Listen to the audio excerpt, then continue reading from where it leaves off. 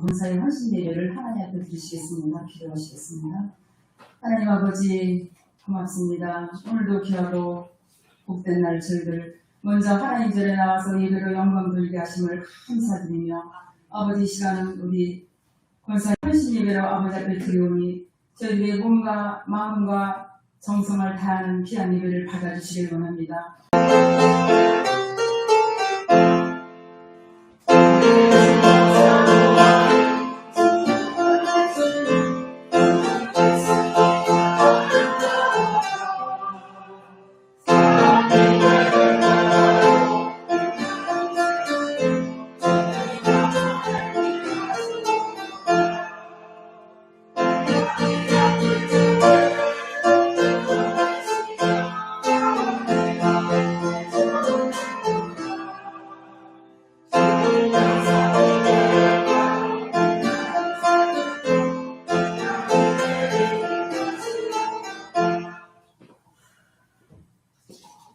같이 기도드리겠습니다. 하나님 아버지 고맙고 고마우신 아버지 하나님 감사합니다. 새벽부터 오후 예배까지 하나님 인도해 주시니 더더욱 감사를 드립니다. 하나님 아버지 오늘은 권사의 헌신 예배로 하나님께 영광을 돌립니다. 하나님 아버지 이 예배에 하나님께 영광을 하여 주시니 너무 감사를 드립니다. 저희들이 아버지 하나님 주님 뜻대로 산다고 하지만 저희들 생각과 고집과 아직으로 지금까지 살아왔사옵나이다. 하나님 아버지 이 시간에 회개하게 하여 주시고 검사를 통하여서 저희가 하나님을 쓰는 저희들이 될 수 있도록 주님 도와주시옵소서. 그때 스데반의 일로 일어난 환난으로 말미암아 흩어진 자들이 베니게와 구르브와 안디오까지 이르러 유대인에게만 말씀을 전하는데 그 중에 구브로와 구레네 몇 사람이 안디옥에 이르러 헬라인에게도 말하여 주 예수를 전파하니 주의 손이 그들과 함께 하심에 수많은 사람들이 믿고 주께 돌아오더라. 교회가 세워지는 겁니다. 신약 성경에 보면 이제 초대교회 안디옥 교회가 세워졌어요. 그런데 그 안디옥 교회는 헬라인을 중심으로 모인 교회예요. 그래서 안디옥 교회는 이방인들이 세운 교회. 근데 어떻게 보면 그 안디옥 교회가 세워진 원인을 찾으라고 한다면 스데반 집사님을 통해서 세워지지 않았을까 하는 생각을 해봐요. 왜 그런가 하면 당시 모든 복음 전도자와 지도자들은 전부 다 이 예루살렘을 중심으로 모여 있었어요. 그리고 전도도 유대인들을 대상으로 해서 전도를 했고요.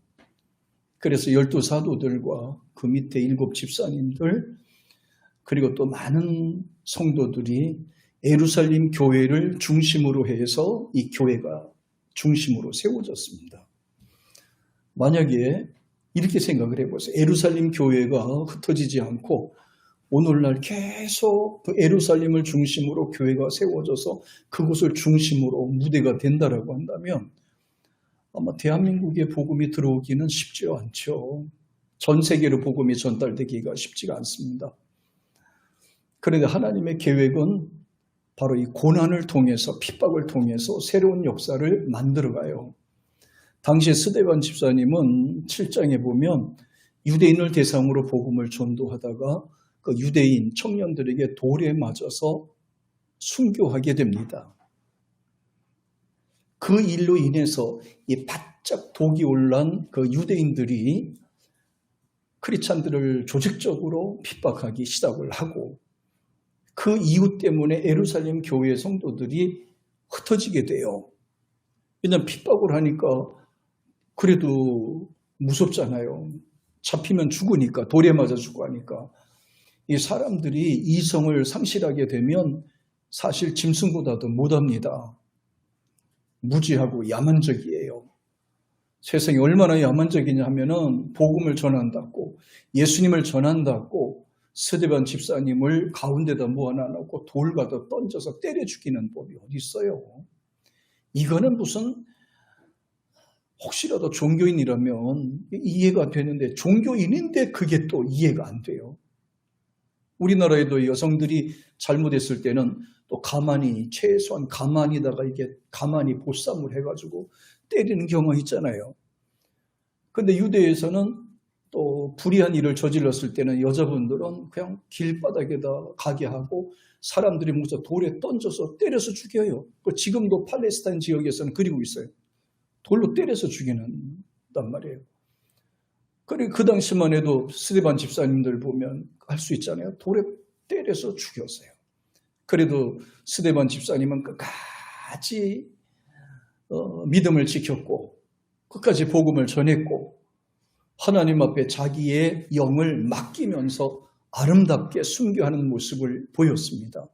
만약에 스데반 집사님이 그 자리에서 순교하지 않고 배신하는 형태로 첫 번째 순교자가 되었더라면 또 다른 일이 생기지 않았을까? 그래서 앞에서 일하시는 분들이 고난을 받아도 잘 감당하도록 하셔야 돼요. 순교하는 자리를 하더라도 그것이 순교할 때까지도 감사하는 마음으로 받아들여야 돼요. 스데반 집사님의 순교로 인해서 모든 교회들이 핍박을 받게 되고 거기서 사람들이 다 흩어집니다. 다시 말하면 예루살렘 교회 자체가 완전히 없어져 버리는 상황이 되고 말았어요. 그래서 여기 성경의 내용을 보면은 안디옥 지역에 그 다음에 베니게 또 구브로 이런 지역으로 사방으로 이제 성도들이 흩어져서 나가게 돼요. 죽지 않기 위해서요. 계속 그쪽으로 나갑니다. 그거를 가리켜서 베드로전서 1장 1, 2, 3절에 보면은 흩어진 성도들이라고 표현을 했어요. 베드로가 편지를 쓸 때 흩어진 성도들이라고 그랬어요. 흩어지다라는 말을 헬라 언어에서는 디아스포라라고 그래요. 흩어진 자를 디아스포라라고 그래요. 디아스포라 성도들이 각 지역마다 내려가서 복음을 전하고 교회가 세워졌어요. 그 덕분에 교회가 아시아에만 7교회가 세워지게 되지요. 흩어진 성도들을 통해서 세워지게 돼요. 고난이 없이는 성장도 없고 고난이 없이는 단단한 믿음도 없고 고난이 없이는 또 하나님의 상급도 없습니다. 그래서 흩어진 교회를 통해서 교회가 더 왕성하게 부흥되는 일들이 생겨나게 됩니다. 어떻게 보면 우리들도 디아스포라가 아닐까 이렇게 생각이 들었어요. 왜 그런가 하면 교회에서 모이잖아요. 예배드리기 위해서 그걸 다 원근 각지, 원근 가까운 거리, 먼 거리, 사방에 살다가 주일날이 되면 다들 또 교회에 모이잖아요. 교회에 모여서 또 예배를 드리고 다시 또 파송을 받아서 집으로 가요. 집으로 가고 직장으로 가고 또 사회 곳곳에 들어가서 일을 하잖아요. 그런데 그 자체 안에 들어가서가 문제란 말이에요. 복음을 전하는 삶을 살고 있느냐, 영향을 끼치지 못하고 사느냐, 이게 굉장히 중요한 거예요. 디아스포라의 사명을 잘 감당하기를 축복합니다. 디아스포라예요. 디아스포라. 그러니까 22절에 보면은 예루살렘 교회가 안디옥 지방에서 복음을 증거되었다는 말을 듣고 이 예루살렘에 모여서 예배드렸던 사도회, 그래 다 흩어졌지만 12사도들은 그래도 예루살렘 지역에 머물러 있었거든요. 다시 나왔다가 다시 또 예루살렘 교회에 모이고 거의가 12사도들은 예루살렘 교회에 머물렀어요. 핍박을 받았어도 그래도 핍박을 피해서 모였어요. 그 많은 사람들이 다 모일 수는 없지만 다 흩어졌지만 어떻게 보면 기독교의 원산지라고 할 수가 있습니다. 사람들의 이야기를 가만히 들어보니까 안디옥 지역의 교회가 크게 세워졌다는 말을 들었어요. 부흥이 됐다는 소리를 들었어요. 그것도 헬라 사람들을 통해서 세워졌다는 말을 들려오는 거예요. 그래서 12사도회에서는 안디옥 교회의 지도자를 파송하게 됩니다. 그 파송하게 되는데 그 사람 이름이 바로 바나바라는 사람이에요. 바나바는 사실 유대인이거든요. 근데 유대인인데 안디옥 쪽으로 이제 파송을 하게 됩니다. 그래서 주님의 교회는 핍박이 오든지 고난이 오든지 어려움이 있든지 그런 건 개의치 말고 오직 예수 증거하는 일에 목적을 삼아야 돼요. 우리가 살다 보면은 때로는 힘들 때도 있고 어려운 때도 있잖아요. 그런데 어렵든 어렵지 않든 좋은 일이 있든 좋지 않든 중요한 거는 나를 통해서 예수가 증거돼야 된다는 사실이고요. 나를 통해서 교회가 세워져야 된다는 사실이고요. 나를 통해서 교회의 일은 발전해야 된다는 사실입니다. 그게 바로 여러분이 해야 되는 일인 것입니다.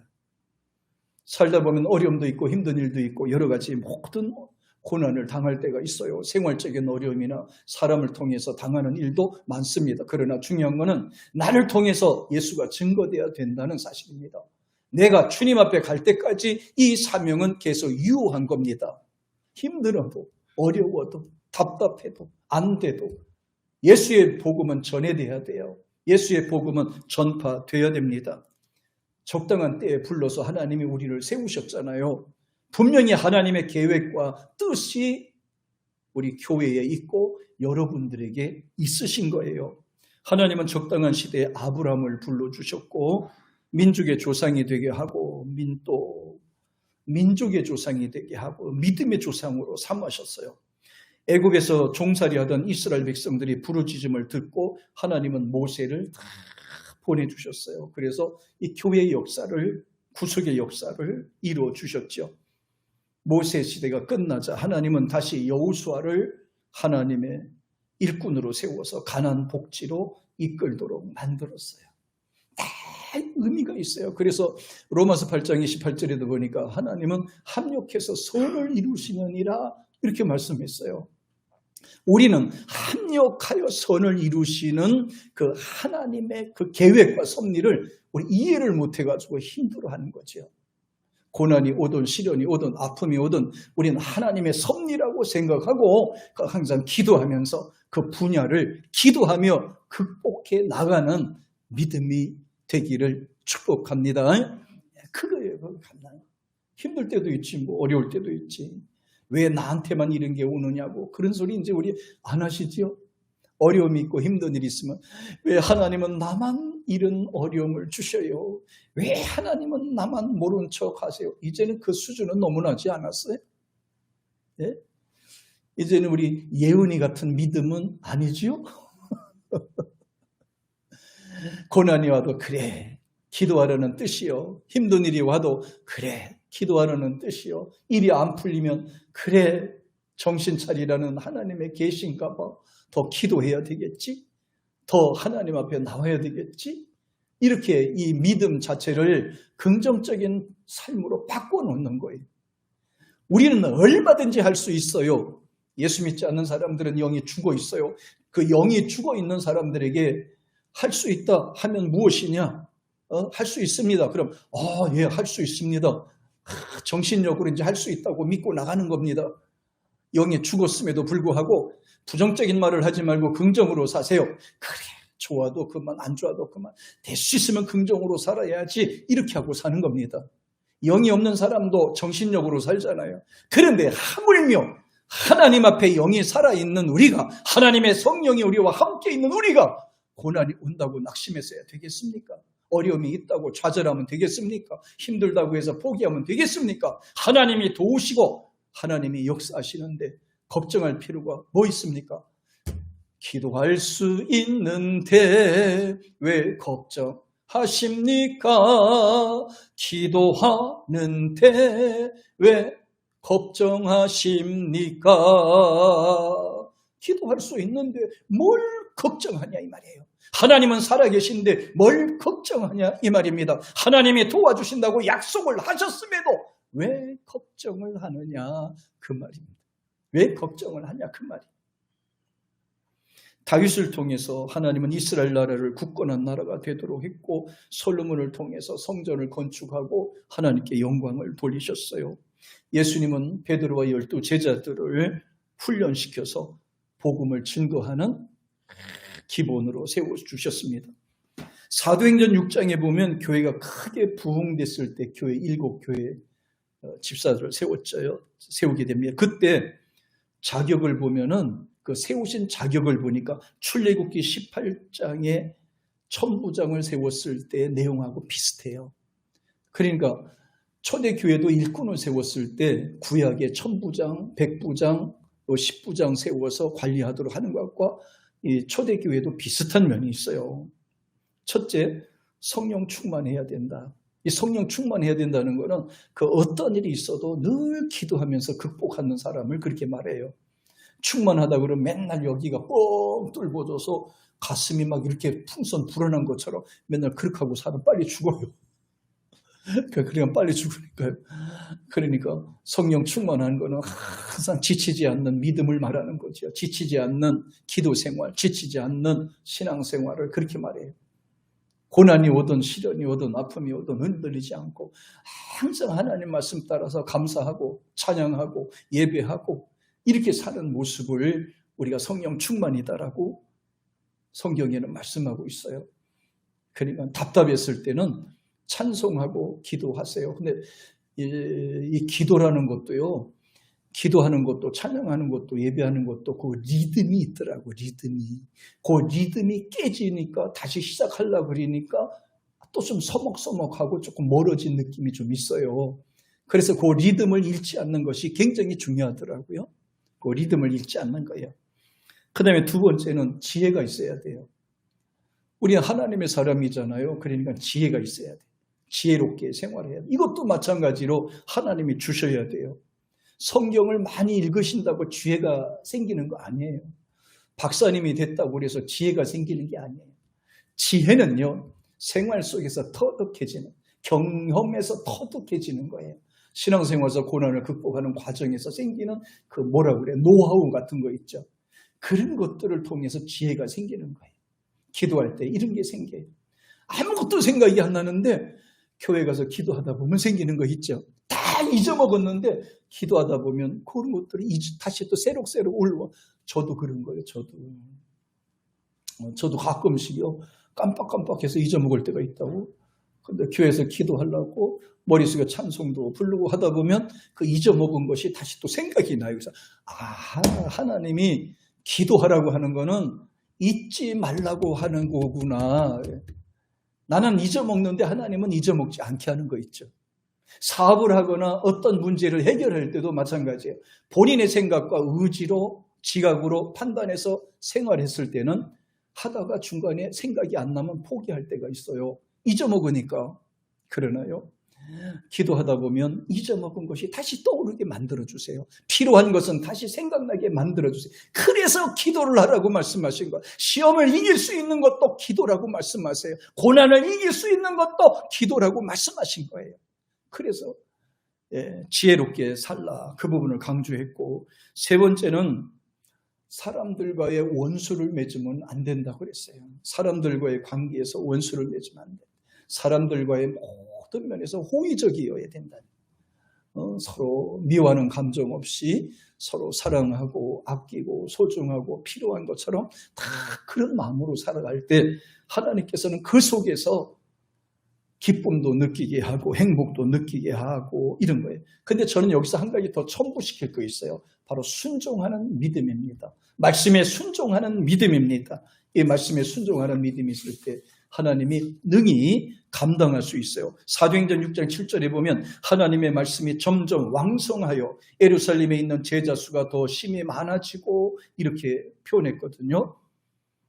그래서 올해도 저의 소원이 있다면 우리 권사님들이 더 건강해지셔서 올해도 더 건강해져서 올해도 병원 신세 많이 안 지셨으면 좋겠고 항상 기도하실 때 지치지 않았으면 좋겠고 하시는 일을 통해서 늘 하나님께 영광 돌리는 그런 삶이 되셨으면 좋겠습니다. 할렐루야.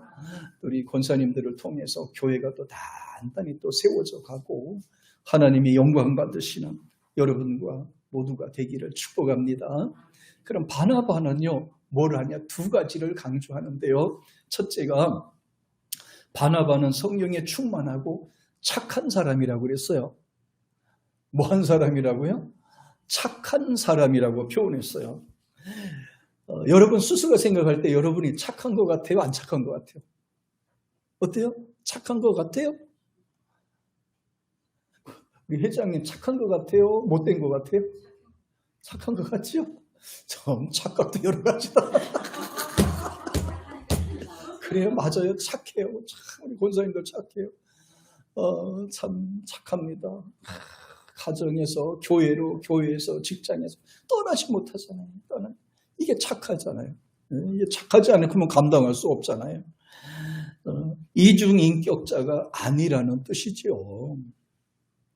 온화하고 상냥하다는 말입니다. 의지와 태도가 친절한 마음을 가진 사람이라는 말이고, 남을 걱정해주고 이익을 위해서 희생 봉사한다는 말이 바로 이 착하다는 거거든요.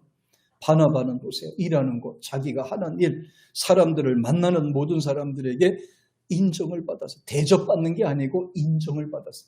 대접을 받는다는 것은 사람들에게 이렇게 하지만, 인정을 받는다는 거는요, 그 사람의 인격에 대해서 예상하는 얘기거든요. 인격을 대접을 받았습니다. 인정을 받았어요. 어느 곳에 있더라도. 그래서 착하다고 하는 거거든요.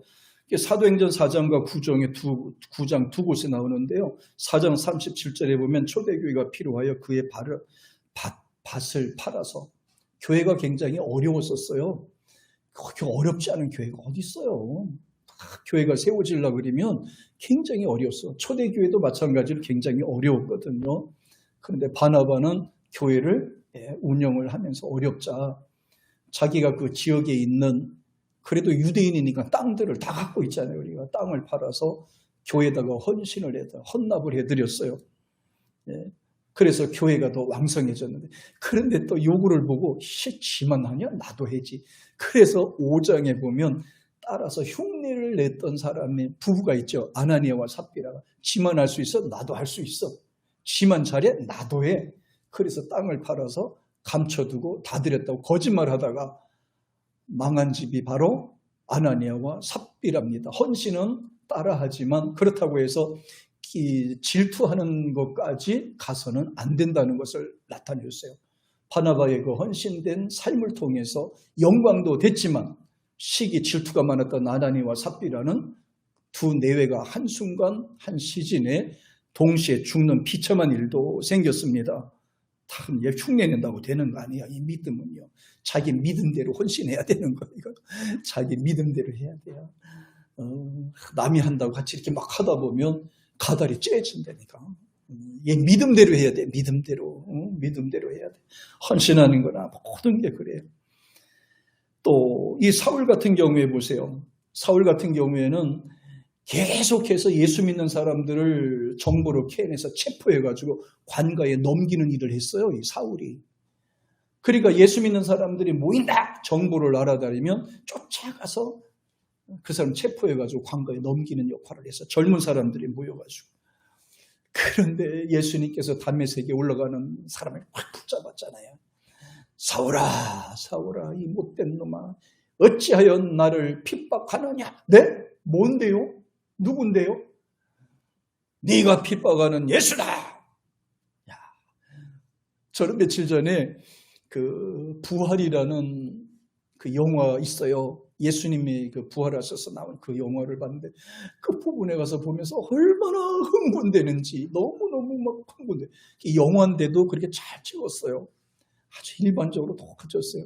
그 중에서 예수님을 십자가에 못 박았던 백부장 있죠. 백부장의 지휘 아래서 예수님을 십자가에 못 박고 달아 올렸던 그 백부장이, 예수 믿는 사람들이 예수가 부활했다는 말을 듣고 그걸 거짓말을 잡아내기 위해서, 거짓 소문을 파헤치기 위해서 그 파헤치다가 부활한 예수님을 만난 거예요. 부활한 예수님을 만나고 거기서 자기가 직접 로마의 지위, 로마의 신분, 로마의 모든 특権을 다 버리고 예수님의 제자가 돼서 순교하는 장면으로 가는 게 나와요. 근데 이게 실화랍니다. 예수님을 십자가에 못 박으라고 주도했던 백부장이 예수님을 영접하고 그 사람이 복음 전도자가 돼가지고 순교했다니. 그걸 보고 너무 감동을 받았어요. 마음이 막 영화인데도 그렇게 막 흥분되더라고요. 근데 예수님이 조금 덜 생겼어요. 전에 그 누가복음에 예수님은 좀 이렇게 예쁘고 고상한데 그 부활이라고 하는데 나타나시는 예수님은 조금 막 뚱뚱하고 막 덩치가 커요. 여기 막 살이 디룩디룩 찌고 막 그래요. 그래서 조금 마음에 안 들었는데 어쨌든 예수님의 부활하신 예수 나오니까 얼마나 멋있어요. 너무 감동이 있고 막 그랬어요. 부활하신 예수. 그래서 주님 나를 불러주셔서 감사합니다. 부활에 동참하게 해주셔서 감사합니다.